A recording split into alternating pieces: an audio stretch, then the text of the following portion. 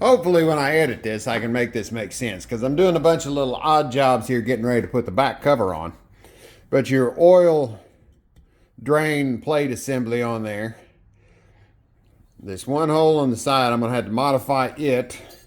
Well, not really modify the hole, but it has to hold the top of this now, because I've cut the back of it off to fit in there, and now I need to weld a new mount. Well, this hole was stripped out originally. I helicoiled it, got it a little crooked.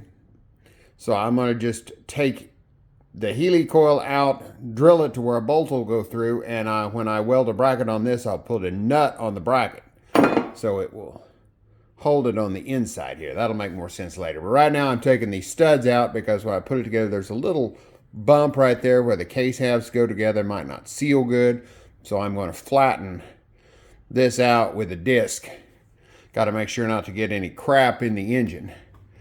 But I need to do that and then get the oil pieces put in. Right now, just take the studs out, carefully grind that a little bit, and get that leveled out. Okay, I wrapped everything in plastic. Use a little grinding disc there. Got that surface leveled out. Just got to make sure to keep it level. Take a little bit off at a time. Definitely should have done this before this stage so I don't get stuff in the engine, but I didn't catch the fact that that wasn't lining up quite right. Right now, I'm pulling out the coil.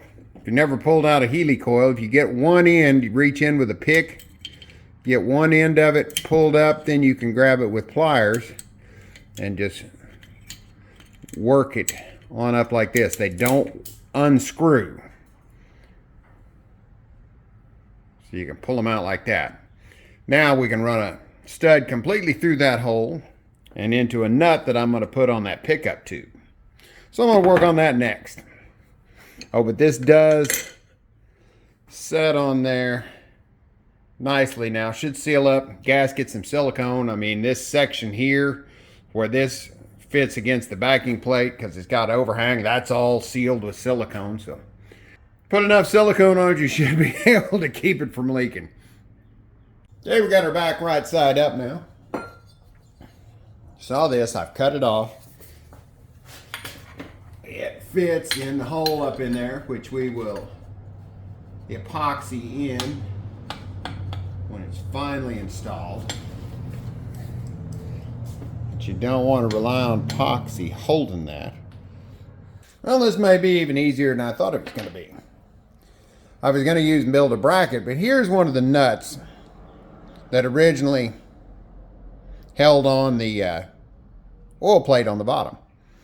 Now, I wasn't going to use these, but I think what I'm going to do is just, there's the nut, the stud, drop that in the hole. I'll obviously need a longer stud on the bottom, but then when your oil pickup comes in, that sets right down on top of that. So now all I got to do is TIG on both sides of that, and then that will fit in there just perfect. No extra bracket. The piece can go on the bottom, the strainer, and she's good. All right, I don't know where I left off the last time I was taking videos, but what we've got done now is we've shaved this oil pickup tube back so the front back plate will go on it. I put a little bit of epoxy on the pipe like the instructions say, and I had welded this little nut on the bottom there.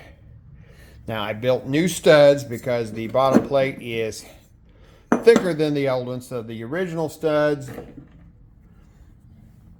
well, they were a bit short. So I had some nice stainless steel bolts. I had to thread them a little further with the die, and then I've got them threaded up in the block. And next up, we're going to work on the screen. Goes on like that. It snaps up in there, but we're going to cut across here and up inside there, but leave the screen intact. And then we'll bend that edge of the screen up to where it'll clear the back cover. And then we should be able to put the bottom cover on. Okay, here's what I came up with. The plan said to, cut the bottom of it and then fold the lip up with the screen. That way your screen is intact. So I did that. The other thing I did was I didn't like the way it had that ring of bolts. So you're going to have to use a gasket, 2 gaskets with this sandwiched in between. And that just seemed like more of a way to leak. So I trimmed the ring of bolts off. So now that fits up in there like that. The legs still stick down to hold it in place. Where that bent up like that, it clears the cover plate on the back. And to make sure, because that intake tube sticks up in there and you don't want it bottoming out in there, I made a little spacer to go in there, to go up against that, to where it makes sure, I don't think it would have had any trouble, to make sure that that tube there doesn't bottom out inside there and starve it for oil. Because the oil comes through the screen, the holes on the sides there are just to drain the oil. And these, I got a new screen, just real soft aluminum, so you can bend it around however you need it. Don't have to worry about it cracking. But that fits it up in there to where the back plate will go on. So right now I think I will use just 1 gasket, silicone it, put that on there, and bolt it up and see what it looks like. And there we have it. The back cover is on. The bottom plate is on. Got all the oil stuff in there. That looks good. I did glue the bottom plate on with silicone because it should hopefully stay. Now the back plate, I just bolted it on dry because I've still got to drill this out. I think it's going to end up being a quarter inch pipe thread for the temp gauge I've got. And we still got to put the magneto in there, and that'll mean drilling, tapping 2 holes there for the mag mount. But I wanted to make sure it fit after bolting the engine, torquing it together, final assembly, and had to hit a couple of the holes with a file just to line stuff up. But man, it went on pretty good. It's nice, tight fit all the way around. So, I mean, it's supposed to be siliconed on anyway, so I shouldn't have any issues leaking there, and it's just looking pretty good. Now, I did have a viewer, I think he went by the handle Dick18444. I loved your comment. He's like, I've got all the stuff to do a half Volkswagen, but I'm really glad you're doing these videos because I think I'm going to do the V-twin conversion instead. Hey, I don't blame you. This is kind of a pain. Hopefully, though, once I get it done, it'll be good. If not, there's always the Rotax. All right, thanks for watching. Catch you on the next video. Shouldn't be too long before we start hacking heads in half. See you then.